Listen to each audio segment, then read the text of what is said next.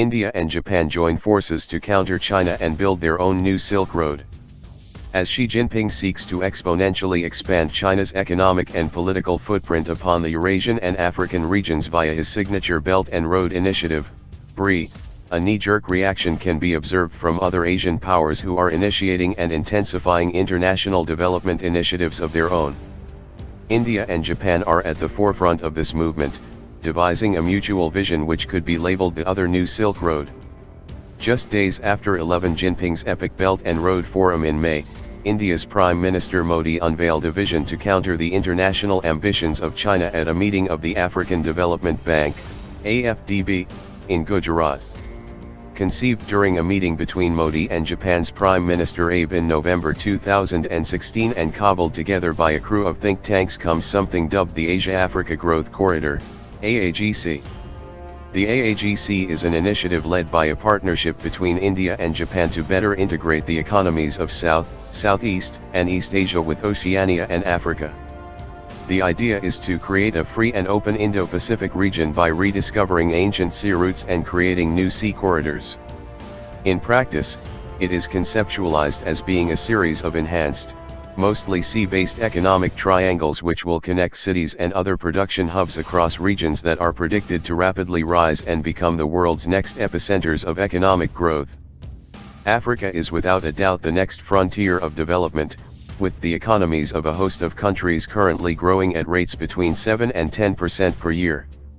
China has been incredibly active in this region, with trade growing at roughly 20% per year since 2000, amounting to $188 billion in 2015. One of the main goals of the AAGC is to balance out the influence and holdings of China in this rapidly emerging part of the world. In other words, so India and Japan can better claim their respective slices of the pie. The AAGC is a potentially powerful module that plugs nicely into India and Japan's other transcontinental interconnectivity and development endeavors.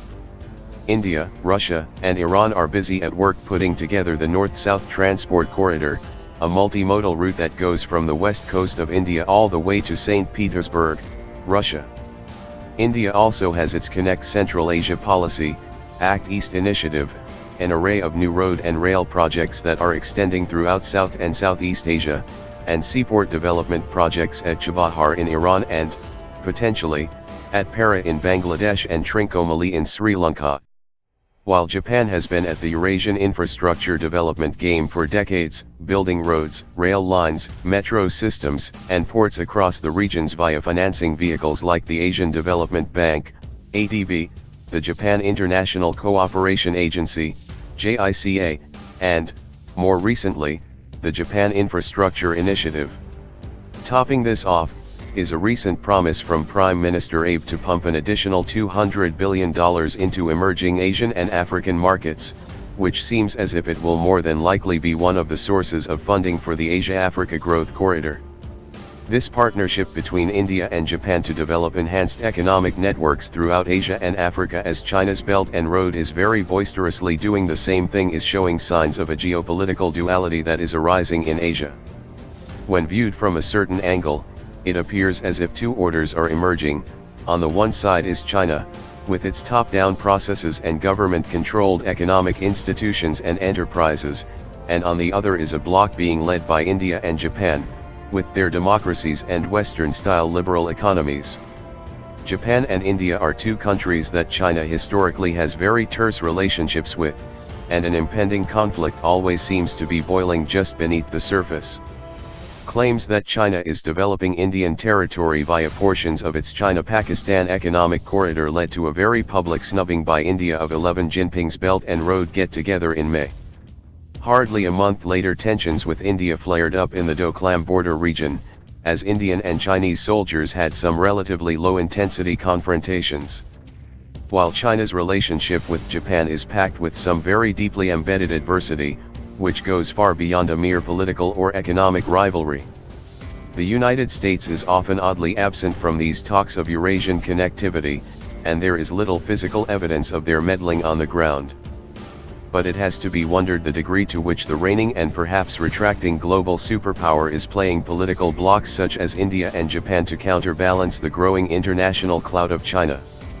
With cooperation and coordination, both India and China can make the 21st century a truly Asian century. Otherwise, conflicting Asian powers will offer opportunities for the West to continue its hegemony for some more decades, Gulshan Suchdev of Jawaharlal Nehru University recently stated in an op-ed in the Hindustan Times. This potential state of affairs that has reportedly not gone unnoticed by Beijing. The AAGC was duly derided in Beijing as a New Delhi-Tokyo scheme, aided and abetted by Washington, to sabotage China's drive towards Eurasian integration, Pepe Escobar claimed in the Asia Times. This dichotomy between political and economic systems seems to be getting played up in the initial round of promotions for the AAGC. While China's Belt and Road Initiative is government-driven, state bank-funded, and state company constructed to the point that some big and dynamic private Chinese companies were told in no uncertain terms to stop meddling abroad and go home, the AAGC is positioning itself as being a framework for investment in the emerging markets of Asia and Africa that is designed for the private sector. The AAGC has been spun by India as a project acceptable for the banking sector, as opposed to BRI's government-funded model, Escobar continued. If India's pan-Eurasian dreams amount to more than the musings of a prime minister, it would be interesting to see how these two competing models of connectivity building play out in the field. However, when viewed from another angle, it emerges that many of these seemingly oppositional initiatives line up and overlap on the ground. China's efforts to construct enhanced economic interconnectivity throughout Eurasia via the BRI will ultimately assist India's efforts to do the same, which will help Japan's infrastructure investments, which will help Russia's array of new dry ports, which will help Turkey's emerging transcontinental rail empire, which will help Iran's ambition of becoming a crossroads of Eurasia, etc. The building of roads and railways and power plants and new industrial zones and new cities are all vital pieces of the same puzzle of development in an expanse of the world that is rapidly on the rise. All of the pieces inevitably come together to produce something that no single country or bloc of nations could do alone. This is what is meant by competition on the new Silk Road.